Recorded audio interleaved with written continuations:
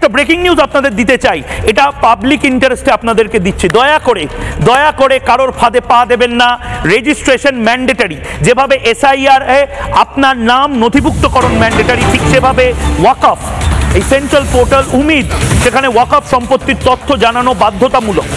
আবারও বলছি, সমস্ত ওয়াকফ সম্পত্তিকে এক জায়গায় নিয়ে এসে তার রক্ষণাবেক্ষণের জন্যই এই আইন, এবং ওয়াকফ সম্পত্তি আপলোড না করলে জেনে রাখুন 6 মাস পর্যন্ত কারাদণ্ড এবং 20,000 টাকা পর্যন্ত জরিমানা হতে পারে।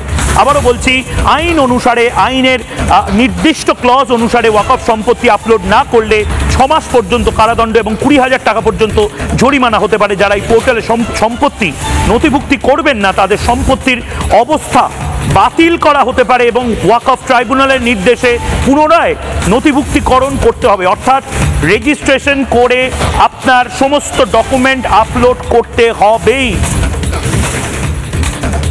কোনো দিদি বা কোনো দাদা যাই বলুক না কেন।